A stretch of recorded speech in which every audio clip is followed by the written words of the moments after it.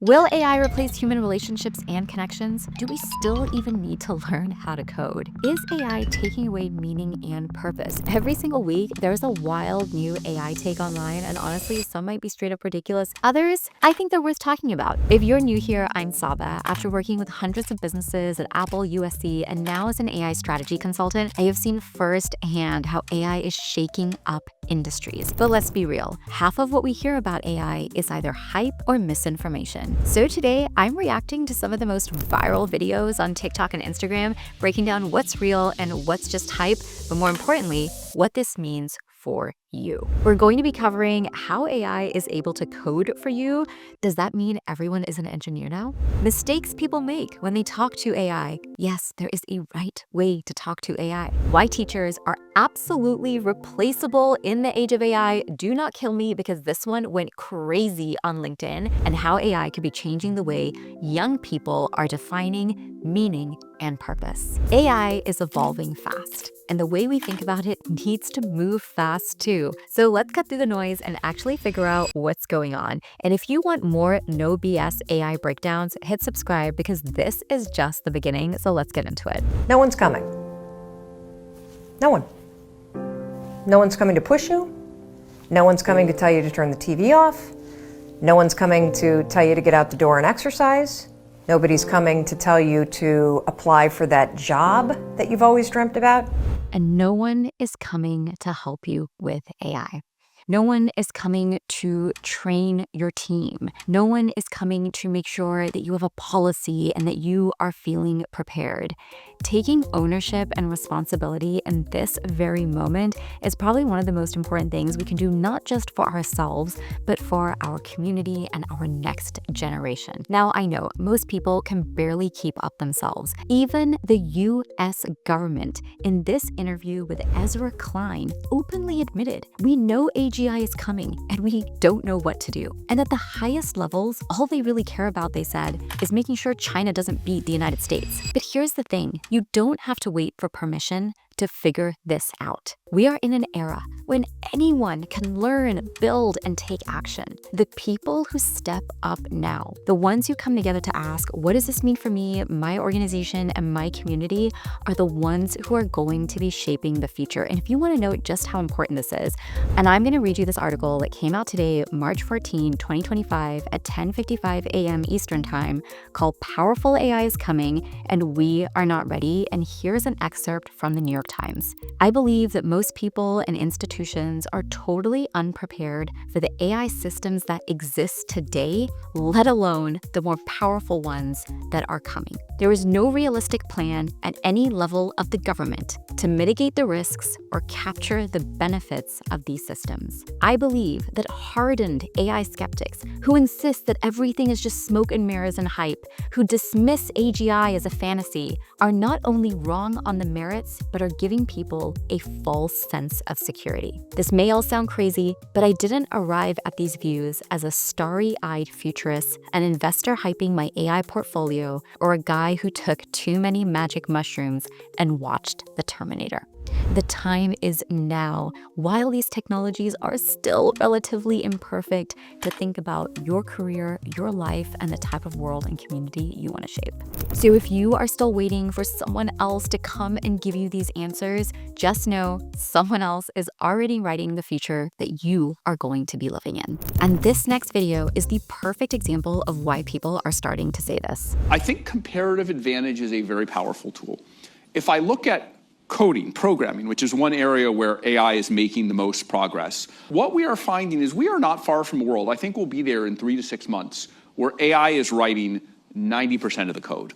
And then in 12 months, we may be in a world where AI is writing essentially all of the code.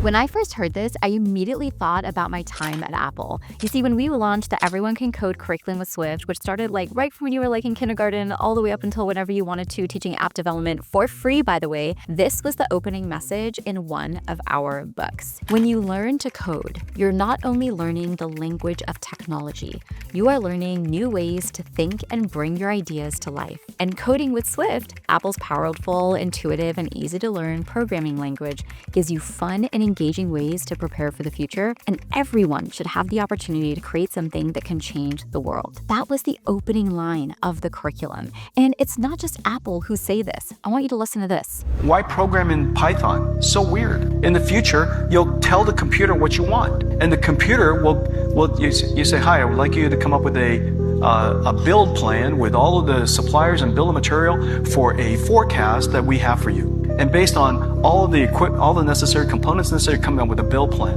Okay? And then if you don't like that, you just write me a Python program that I can modify of that build plan. And so remember, the first time I talk to the computer, I'm just speaking in plain English. The second time, so English, by the way, human, it's the best programming language of the future. How you talk to a computer, how do you prompt it? It's called prompt engineering. How you interact with people. And now how we interact with computers is done in plain and simple English. But once again, the problem is we neglected these things for so long. I mean, the Swift curriculum where we taught coding as a natural language was years and years ago. And now today, AI within 3 to 6 months, within 12 months, is going to be writing all of the code. And while it's really easy to be like, oh my God, we don't need coders anymore. I'm not going to become a computer science person. Just like Apple shared, everyone should know the language of technology so that you can create, you can build, and you can take your ideas and make them reality. And while technology can be used in some amazingly positive ways, there are concerns we should be thinking about. So I want you to watch this next video with me. What'd he say? He talking about something. He ain't go to the show last night. Oh, so he's trying to deny it, huh? Sounds like he might be caught up in something. What you think? I told him, you ain't gotta lie, Craig. You ain't gotta lie, because my sister-in-law, baby cousin Tracy, was at the show last night and she told me she saw you hug. If you have ever wanted a lesson in prompt engineering, let me tell you that was it, because this is exactly how we are supposed to be talking to our AI tools, not be an expert in this, and do this for me. No, you're supposed to talk to it, like everybody's been saying, in natural language. And one of the best ways to do that is actually voice dictation. Now, that's a positive, but let's take a look at the other side of this equation. One of the things that I often hear people say is AI can never replace people because of human connections, advice, and relationships. I said this before and I'll say it again. It's really time to stop lying to people about AI, because when we do, we actually don't give people a chance at being successful. We keep them in a false sense of security. We tell people AI will never replace human relationships. AI will never replace human connection. But here's the truth. People are already forming relationships with AI tools at all ages. Bloomberg put it bluntly, with friends like this, who needs humans? That's the title of one of their latest articles. People aren't just turning to chatbots because they love technology or they need help with an essay or a report at work. They're turning to them because the people around them either aren't showing up or they just feel like they don't really want to go and bother people. Let me show you a video where people in the comments showed up in a way that truly shocked me, especially because I was on LinkedIn. And this is exactly why I say AI has great potential at replacing people when it comes to relationships. So let's take a look. People need to stop lying to teachers. And while statements like this, like only a human can recognize a kid's potential or only a teacher can build relationships, makes people feel really good and probably also really safe, it is a very, very, very misleading thing to say, because the reality— To say that people went crazy, honestly, is an understatement. And what was even more interesting is that a lot of people in the comments actually proved my point probably better than I ever could. I want you to take a look at this guy he's a consultant at Accenture. He goes, "You're full of shit." And this was somebody who, when I responded back and I was like, hey dude, I don't know if you want to be showing up like that online because everyone's going to see how you're writing, he immediately deleted his comment and wrote something else. Take a look at this professor of conflict resolution, no less, who said students are unprepared because they don't read and write. I mean, the amount of assumptions she's making, not only about her own students, but about me as well. She goes, stop selling. I, for one, would not want her as a teacher. And this one is probably my favorite. This is actually a teacher who said it's obvious you were not called to teach.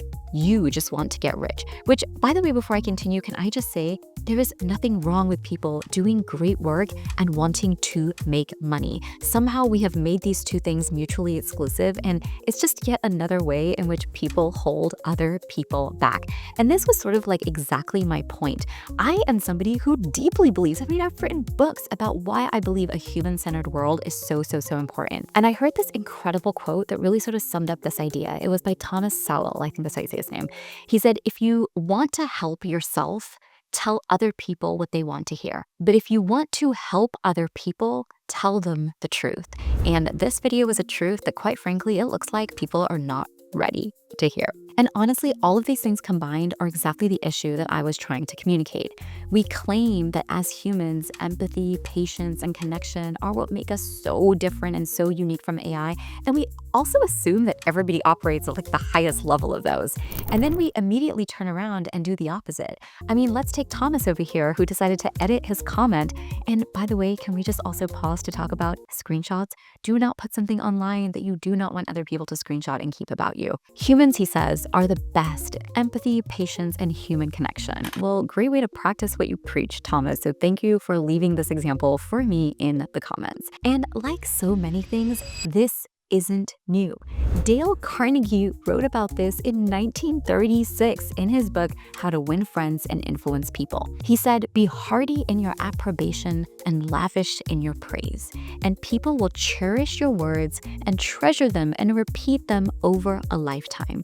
Repeat them years after you even forgot that you said them. That is how much it means to appreciate people and to be kind to people online and offline. So let's be honest, AI isn't replacing human connection. Humans are failing to show up for each other, leaving a white space for AI to come in and take over. If we actually want to claim that we're the best at empathy, the best at connection, and the best at recognizing human potential, then maybe it's time to start acting like it with ourselves online, offline, and everywhere else. What do you think? Let's talk about this in the comments, because this one really triggered a lot of people, which tells me people are not ready for AGI. And honestly, one of the reasons I think a lot of people feel this way is they're just not happy in their lives. Purpose and meaning are a really big thing. Nobody wants to be in meetings at a laptop like a cog in a machine all day long. So let's listen to this one, because he's got some thoughts on this.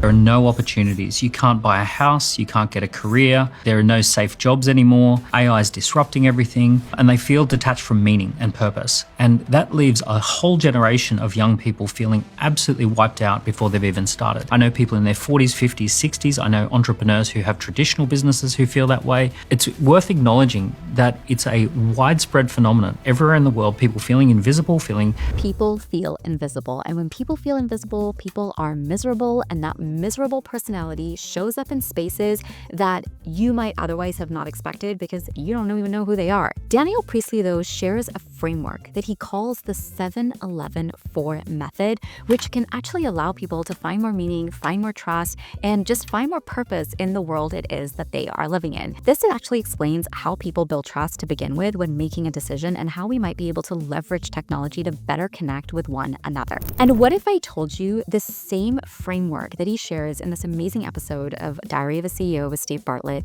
could be applied within our schools so that young people feel like they're growing up with meaning and purpose? It has to do with how we think differently about assessment. Okay, so Priestley basically found that before somebody buys a product from you, they need 7 hours of content consumption, 11 touch points with your brand, and 4 different locations where they encounter you. This is how you build trust with other people online that you don't know. You don't go leaving rude comments. No one buys from a single ad or a quick sales pitch. Trust is something that is built over time across multiple interactions. Now, I want you to take a moment and think about school, okay? Traditional assessment is basically like a really bad marketing campaign. It's just like one test, one moment, and if you fail, you're out. But what if we assess students the way marketers build trust? by using Daniel's 7-11-4 framework. So just hear me out here, okay? Because this is still like a work in progress of an idea. I was like listening to this interview and I'm just like, oh my God, that would make for such a cool assessment tactic. Imagine 7 hours, learning as a journey, not just a sprint. Instead of a one-time exam, students engage with content over time across different disciplines through deep projects, portfolio work, and ongoing discussions. We're no longer siloing subjects, we're merging them together. Because let's be real, mastery does not happen in a single setting, and it doesn't happen when you separate math, English, science, and all of these things into different buckets. Next, let's look at 11 touch points, frequent low-stakes check-ins. Rather than one high-stakes test, one blue book assessment at the end of the semester, why don't we give students multiple opportunities to interact with the material? Small reflections, discussions, creative assignments, peer feedback, LinkedIn posts, portfolio work, and so many other things. And those 11 touch points accumulate to make up their final score. Last but not least, let's look at 4 locations: real-world application and creation. When students only engage in a single environment, their classroom, learning is so disconnected from life.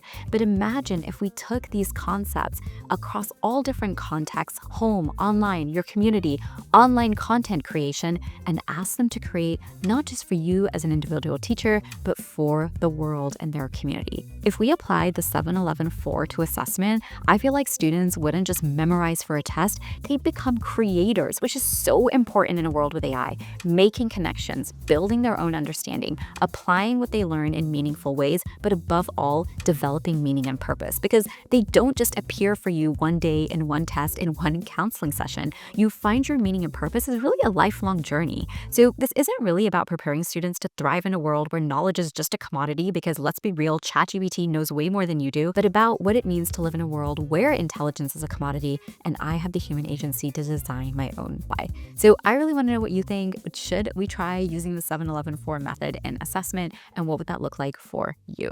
So after all of these AI takes, let's be real, AI isn't replacing human relationship. It is not replacing meaning. It is shifting how we work, how we learn, and yes, how we connect. But at the end of the day, AI is just a tool. Like Mustafa Suleyman says, AI is going to be the most powerful tool for creativity that humans have ever invented. So the real question isn't, will AI replace us? It's, how are we going to level up in our interactions with people, in the work we do, and the lives that we live? And trust me, this conversation is just getting started, but many of you are very, very, very far behind in actually having it. So if you want more AI news and breakdowns, hit subscribe, because next time we're going to go even deeper. See you there.